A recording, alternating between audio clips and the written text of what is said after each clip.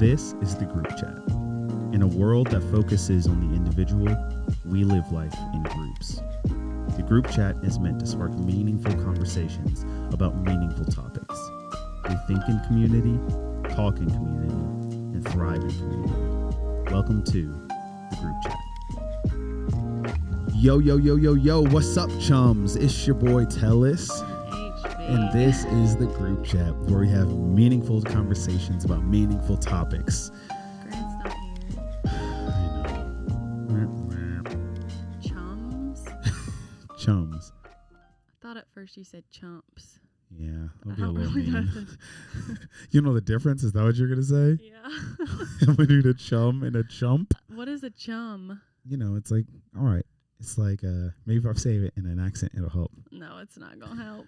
All right, chum. All right, chum. All right, chum. Friend? Yeah. Pal? Exactly, chum. It's like a chum. It's like a mate. What's a chump? Oh, it's like a loser. Chump. Yeah, it's like What about chump. a chimp? That's a primate. Exactly. And everyone, if my voice sounds crazy, it's just because we just came back from Camp Collide. So good. What a good weekend. Yeah. 3 days. We keep calling it a weekend, even though it's Sunday through Tuesday. But you know what we mean. It was a good time, though. Oh, absolutely. Good time. Yeah, my voice is recovering. You know, so. It takes a lot for me to lose my voice. I think I've only lost my voice like 2 or 3 times, but it's more so been because I've been sick. Like I have had a sore throat or something. Really? Mm-hmm. No, I never lose my voice with a sore throat. Mm-hmm. Yeah. Yeah. Like, it's funny because obviously I wanted to be an actor before. And Maybe I I should have been an actress. That's not what that means. That's not what that. Sure. Okay. Good for you. You should go ahead, but No. I don't think so. And I don't think so. And we had a voice and speech class, and my voice and speech teacher, it was all about like how to make sure that you're here. It was theater, not television, so you have to make sure you're projecting and doing all this stuff and blah blah blah. But they taught you how to like speak correctly and like use your voice in a way that doesn't hurt. And so every time I lose my voice at camp, I can like hear Professor Sean in my ear and her being like, "Stop using your voice. Like that's vocal fry. Tell us, like, what are you doing? You're vocal fry. Yeah, you're frying your voice. Like it's the difference between screaming like ah, and ah.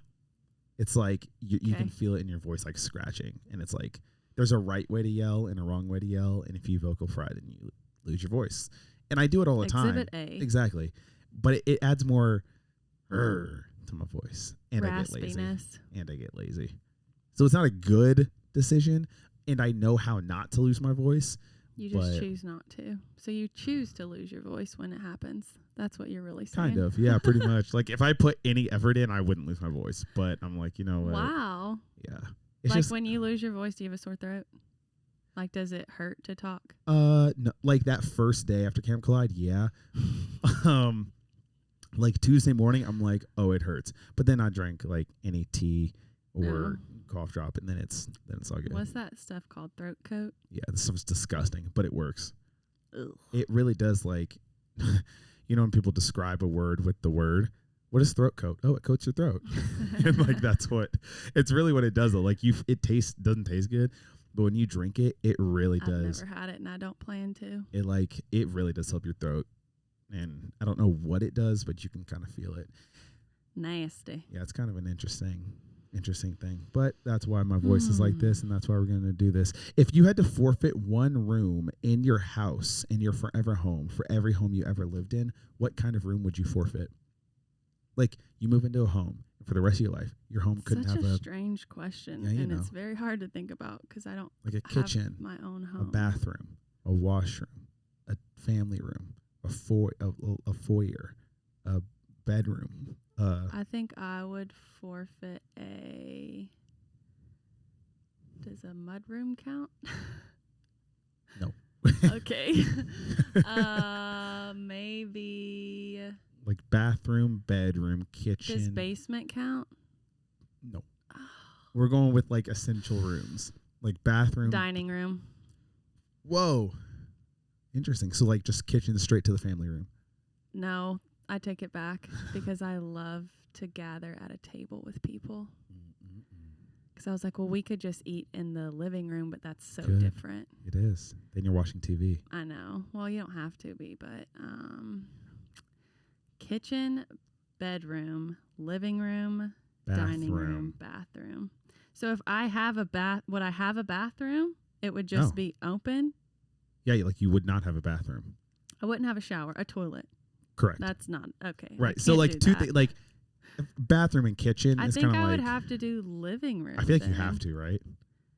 Yeah, I just Like and then you could just use the dining room, like you just sit in the dining room, I guess, in the kitchen. Yeah, you go from kitchen, dining room, and then your room. I feel like the choice is a dining room or a living room.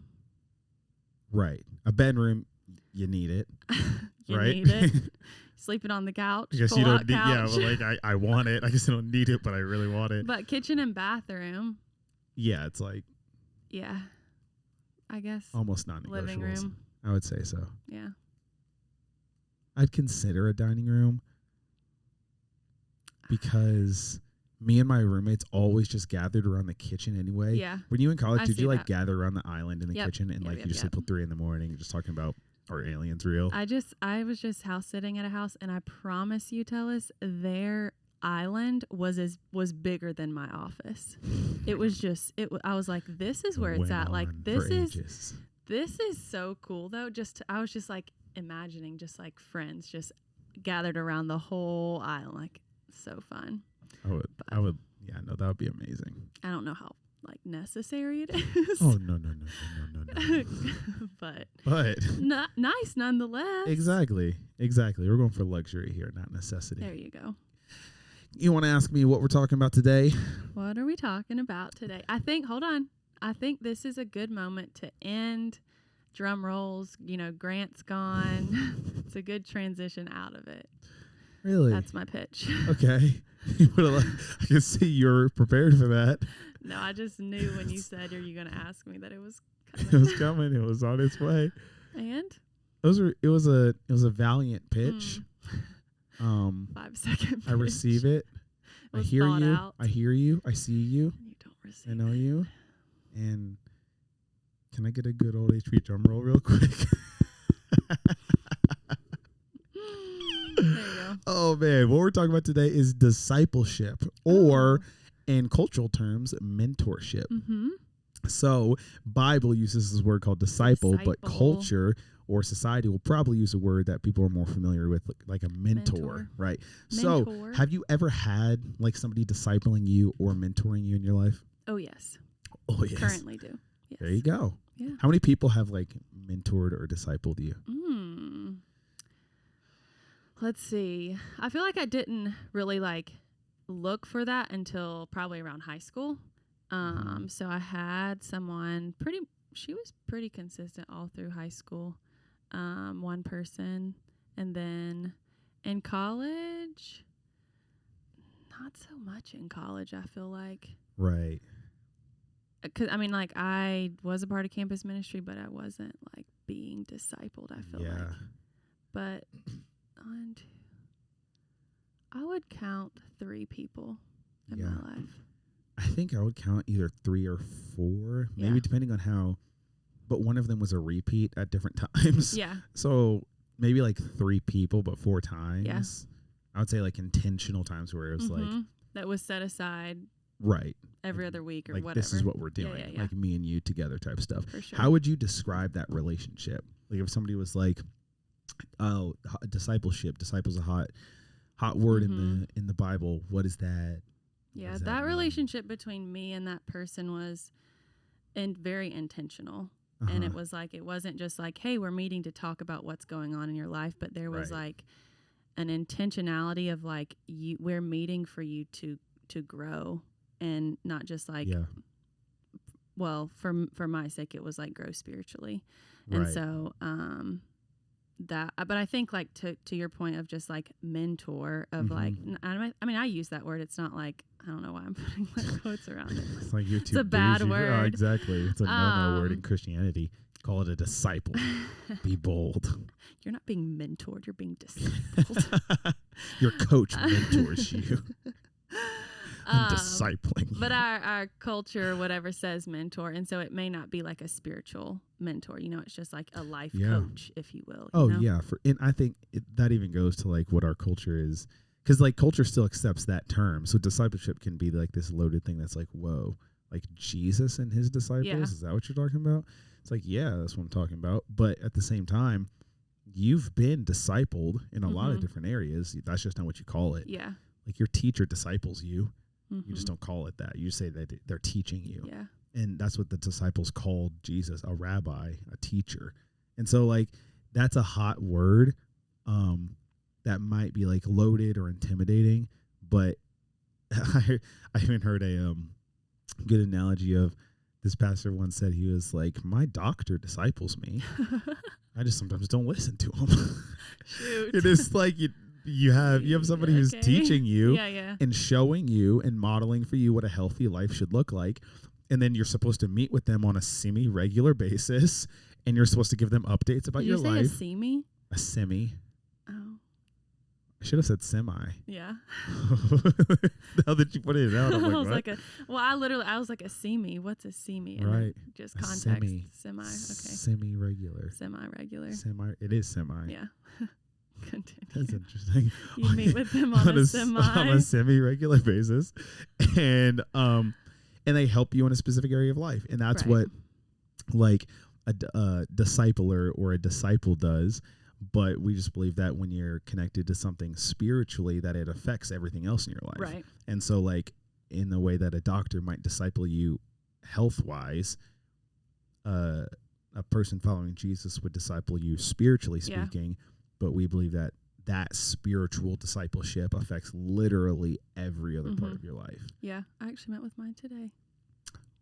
Look at that. But yeah, I think like we talk about like what's going on in my life, but it always points back to like the spiritual aspect. Okay, like what is God teaching you in this, you know? Yeah. And so it's not like we're only talking about like this is the Bible and this is what we're, you know, like we're going through. Maybe we are going through a book or a part of the Bible or something, but I know like in this season for me and my mentor, discipler, spiritual life coach.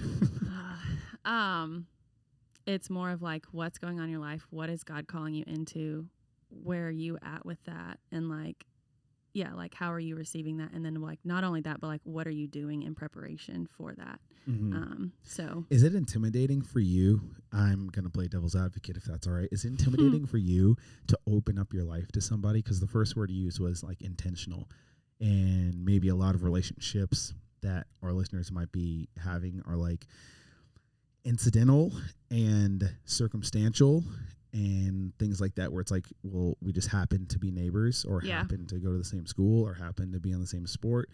And so those are most of our relationships, but a really intentional one where it's like, does it feel like a meeting for you? Is it like scary to go to that meeting, or is it like, oh no, like I like this person, or do they just like get on you for difficult things or what? Well, I think I've been asked the question recently, like, how do you choose a mentor? And so I'll answer kind of like that question and yours, because when I was like, okay, I need a mentor, someone to disciple me, it was like, okay, who do I trust? Who do I look up to in their life spiritually or whatever? And so found that person, asked them, yada, yada, yada, here we are. And so because I already trusted that person, like, there were pieces of my life that like I needed to share with them so that they can better guide me, you know? But it's not difficult for me to open up to them, to the, you know, I won't say a random person, but to someone that, I may just not know as well. I feel like it's easy for me to share about like things in my past, whether good or bad, like open up and be very intentional in that. It's more difficult to be like very vulnerable with like current Hannah Beth, if that makes sense. Not to the person discipling me, and not to like my close group of friends, but sometimes yes, to the people that I'm like, they're my friend, but I don't like know the ins and outs of their life, and they don't know the ins and outs. And I think there's like obviously a balance. Like it's not like I need to just be like, whoever wants me, I'm an complete open book. Exactly. Ask me whatever you wish. But I don't like. For me, it's when I trust that person, it's not difficult for me to open up to them. Right. What about you? Yeah. I kind of forgot my question. You asked, you talked about just like, I used the word intentionality, and you were just saying, is it difficult or not for you to open up about like what's going on in your life and go to that person? Yeah. Is it difficult? No. Like, and I know we've both been raised in that, so it's been kind of something we've understood to be helpful for us. And I think it's like difficult in the same way that like going to the gym is difficult, or like eating healthy is difficult. It's like you do something that you know is good for you, and sometimes you don't want to do it. Yeah. Where it's like, and usually the times you don't, like, if I don't ever want to go like being discipled, but then making it consistent on like a weekly or bi-weekly basis or whatever, if I ever don't want to be at that meeting or talking to that person, it's usually because I did something that I don't want to tell them that I did. You're just like and avoiding then I'm it. like, I know you're going to ask me about it, and I can either lie, which is going to make me feel worse, or I can tell you, and then I know you're going to tell me that I did something wrong. Facts. And so to that point, is it difficult? Sure, in that way. But that's, I mean, it's that's what you asked for, though. Like absolutely. when you like, ask them to disciple you. Like it's, and then if I lie, I'm like, okay, I make no sense. At some point, we're gonna have to come back around to the point that I lied to you. Exactly. And then it's gonna be way worse. And I'm like, it's like pay, and obviously we don't pay, but it's like paying for a like a gym membership or like a personal trainer, and then going there and like having done none of the workouts or none of the stretches or none of the activities or doing it all wrong, and then they're like, you're not progressing, and you're like blaming them or something. It's like when your coach asked, did you go to summer workouts? Oh yeah, I went, and you didn't go to a single one. Like, yeah, for sure. And then everyone's running sprints, and you're like throwing up on the sidelines. So what happened? You're like, I didn't do what you told me to do. Yeah. No, but I mean, is it difficult? It can be, and I think to an extent, maybe at a point it should be. Yeah. Because if it's not challenging, then it's Sure. probably not helpful. And I'm not saying that every helpful thing in your life should be difficult, but it seems to me when I look back at my life, every good thing came out of something difficult for me. Yeah. And I don't see that trend changing anytime soon. That I get stronger the more that I'm challenged. And I think that goes for not me, Telos specifically, or HB specifically. That's just like the human nature of things. Yeah. That when you're challenged and you overcome, you grow. Mm-hmm. But the question is, are you going to overcome? And you have in that relationship, a discipleship relationship, somebody to help you overcome that thing. No, I agree. I think it's easy for me to open up to that person. But then, like, you know, realizing that, like, when you open up, it's like, okay, yeah, they're there to challenge you. They're there to help you grow. So it's like what they spit back at you. Oh, yeah. It's like, okay, here we go. Let's do this. And that, I think that's the part that's like challenging. Yeah. But yeah. Yeah. No, I was talking to somebody about this today about like, I kind of corrected somebody and did something that they probably could be upset at me for. So they did something wrong, and then I did something in response to what they did. It wasn't like discipline, but I did something that they'd probably be like, oh. And somebody was talking to me about it, and they were like, wouldn't, like, what if they don't like trust, Excuse you. I could burp in the mic next time. Gross. How gross would that be? You'd take off your headphones so quick. Yep. And they're like, wouldn't that person not like trust you anymore? And like, are you sure like you made the right decision with like sharing it this way or doing this or whatever, blah, blah. And I think in this generation, I don't know, maybe I'll go with that. I think in this generation, there is this really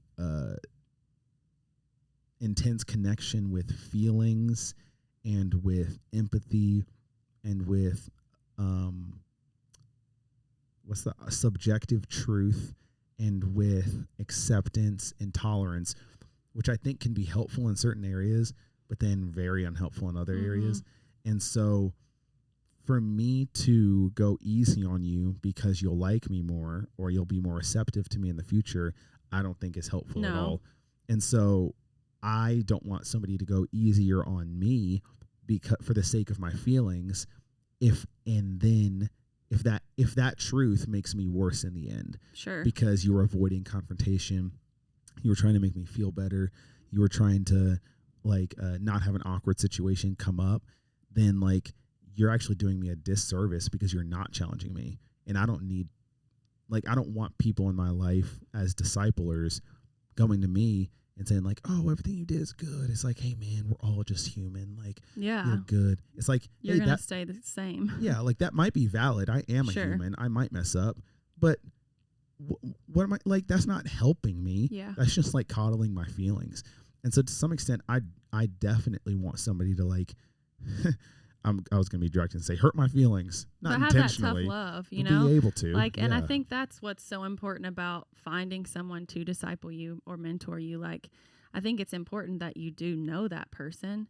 Oh, absolutely. Because, I don't know, they're going to know how to deliver that to you, that tough love to you. If you're pretty sensitive, then they're going to need to serve it to you in a much kinder way, probably with you know. As for me, I'm yo, tell me how it is. You know, I mean, yes, don't just I wouldn't appreciate you yelling at me. But you know what I mean? I think that is so important when you look to someone that's not just when we talk about our world and okay, I want someone to mentor me in the field of work that I'm in or the, what I'm looking to go to school for or something. And that's great. But even in that, I think it's best to know the person, because then it's just you're going to receive it one way. They're going to mean it a different way. Oh, yeah. And to know that person is it's better for both parties. Yeah. And if you're not in living life together, if they're far away or you don't talk or you guys don't actually care about each other, sure, truth can be given and correction can be made. And at the end of the day, I think that makes it leaves so much more room for misinterpretation and hurt feelings. And even though I want you to be tough, I never want you to intentionally hurt my feelings. Yeah. It's like a coach who gets on his players and yells at them and makes them run laps. It's those players all know that coach loves the heck out of them. And they never question that when that coach makes them run and yells at them for fumbling the football and says, if you're 10 minutes late to the workout, you're not going to play the first quarter. Yeah. They're not going to be this guy hates me. Yeah. They're going to be oh no, he's holding me to a standard. Yeah. There it is. He's holding me to a standard that I'm I need you to, because if you don't hold me to my standard, somebody outside looking in who has a personal investment in my life, I can always reason my way out of anything. I think people can just do that. Yeah. I'll just always extend the roadblock just a little bit further, say, oh, well, that's fine, or this is cool, or I'll just give myself too much grace. Right. And I'll be oh, blah, blah, blah. What has your experience been, good or bad, with discipleship and mentorship?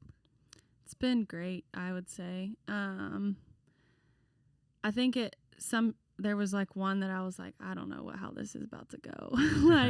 I really feel this is right, but I also was I don't know how this is going to go. But I think pushing past the really, I think it was just uncomfortable to begin with, because it was no, I don't think I need to work on that. Oh yeah, I think I do need to work on that. And it's that challenging phase, and not to say that it just stopped and everything was easy going. Yeah. It fixed your life. Yeah, pretty much. 4 weeks with you, I'll make you a new person. No. But I think, once you kind of get past that, okay, this is how it feels. This was post college. So it's it had been a few years since I had been mentored. And so being oh no, this is reminding myself of this is what growth feels like. And not that I stayed stagnant all through college, but really intentionally being challenged by someone for the better part of me, and growing spiritually in this case. It's been super good to just lean into that. And it's not obvious, we talked about, it's not always comfortable. But I know for me, I'm able to look back and be wow, I'm so glad that I leaned into that. and didn't just like push back. Because the people who have mentored me, like they have said, yeah, this is, you know, what I feel God's saying or whatever. Like, do you think you need to work in this area, whatever it is?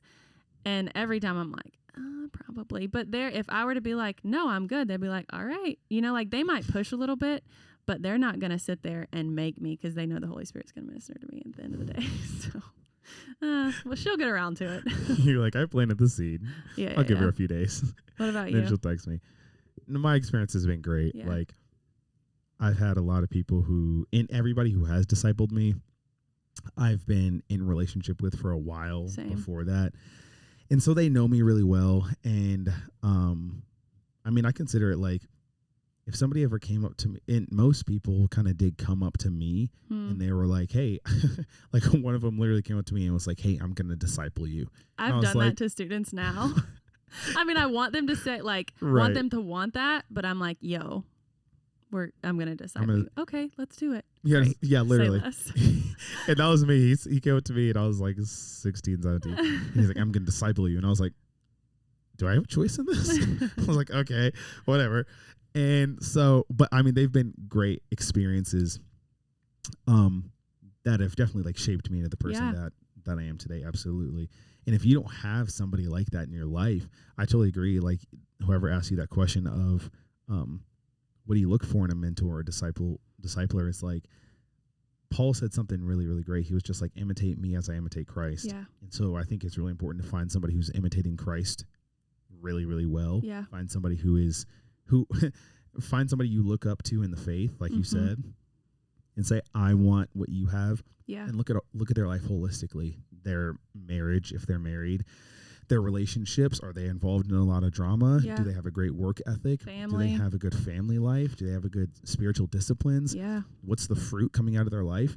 Because you can look at people and say like, oh, I look up to them. But then they have broken relationship after failed marriage, after failed stewardship of money, and they're always in drama, and then it kind of makes them always mad. Or it should make you think like, what is it about them that I look up to? If I'm thinking I look up to them, right? You know? Yeah. Is it just like very tangible things? Yeah, exactly. They got a nice car. They have a hot wife. Yeah. They got a lot of money. Yeah. They got tattoos and they're ripped. Like, is that what it is? And so I think that's my experience with it has been definitely that. Some people have come up to me. I've come up to some people, but I absolutely have grown so much and had some great experiences with it that have for sure changed my life for the better. Me too. Praise God. Oh, yeah. I think everybody should have a mentor, disciple. Oh, 100%. Yeah. You have any more thoughts on that? Get one. Get one. Hit us up. Find one. We got to live. That's facts. Hit us up.